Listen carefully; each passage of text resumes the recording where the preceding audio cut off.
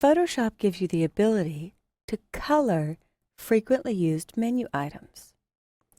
If you choose Edit Menus, in Menus there are Photoshop defaults, but I could turn on What's New and see new items added in Photoshop CC Creative Cloud. So if I select What's New and click OK, as I click Menu Items, you'll see the new Share on Behance or Behance, depending on where you were born. I can surf through and see that Crop has changed under the Image menu. Copy CSS or Cascading Style Sheets was actually added in Photoshop CS6, but only for Creative Cloud subscribers. So if you bought Photoshop as a box product, you didn't see this until now, until Photoshop Creative Cloud. There's added features for a lot of items. But let's take a look at customizing the menus just for you. To quote my mother, on some days I can't seem to find the exact thing I'm looking for, and if it was right in front of me, she'd say, if it were a snake, it would have bit you. So we're going to choose Edit, Menus, and I'll go back to the Photoshop defaults, and I'll make a new set based on the Photoshop defaults. So I will call this Kelly, and don't change the folder where it's saving. It's a .mnu or menu item that is in the proper place on your computer to be available all the time. So after I quit Photoshop today, my menu customization will stay. A few of the menu items that I use all the time that seem to hide from me when I'm looking for them, under File, the first one is Save for Web. So if I choose Save for Web, I can select my own menu color. And let's make that red so it just jumps out at me. Another one under File that I like a lot is File, Automate, and Crop and Straighten Photos. I'll make that green and just choose colors that suit your mood or how you might be looking for them. In fact, I can choose Automate and make that red. And I'll do one more.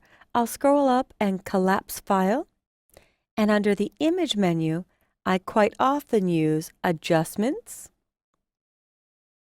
So we have Mode, and then all the submenus for Mode, Adjustments, and Hue and Saturation. So I'll select that and make it red. And when I click OK, under File, there's my Save for Web, there's my Automate, that is green, and if I look at Image, Adjustments, I could highlight just Adjustments, but I use it so frequently that menu item doesn't seem to ever escape me or escape my attention, but Hue and Saturation often does. So if you find yourself hunting for items that you've used a lot, but you're having one of those days, feel free to add your own menu color. Now in some environments, under Edit, Menus, the IT department may want to lock down settings that users shouldn't be touching. For example, if I take a look at Filter, and I go down to Sharpen, and they're in the order that they occur in the menu. So I need to get all the way down to Sharpen. I do not like the Sharpen, Sharpen Edges, and Sharpen More. Smart Sharpen is a newer and far better way to get detail out of images, and my most comfortable way is Unsharp Mask. I always say it's unsharp, let's mask it. But I've done some training at large magazines where the operators weren't given a tour of Smart Sharpen, or in the days before Smart Sharpen, weren't told how Unsharp Mask works. So they were getting scans of these headshots, beauty headshots, that already were a little bit noisy from the scanning process or had lint or dust on them, and they were using Sharpen, Sharpen Edges, and Sharpen More, which would make the noise worse. Unsharp Mask and Smart Sharpen have ways to sharpen where it needs it, but ideally we should be cleaning out the noise before we sharpen. So if I'm the IT department and find a user keeps defaulting to these 3 items because they sound good at first glance, but they might be doing more harm than good if they're in an untrained person's hand, I can hide them and possibly lock down your preferences.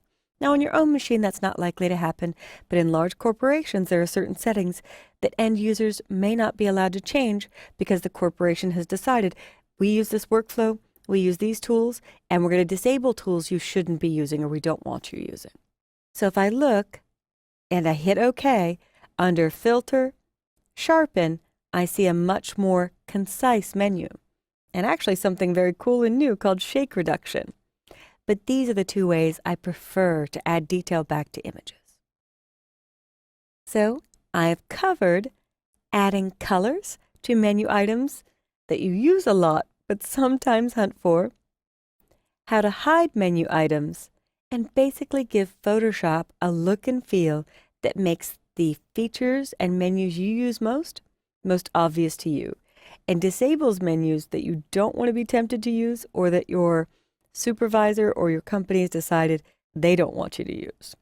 Now that's up to the company you work for, so hopefully you get control over all of your own preferences, and hopefully based on my tips, you can make Photoshop look and feel the way you'd like it to, through Edit Menus.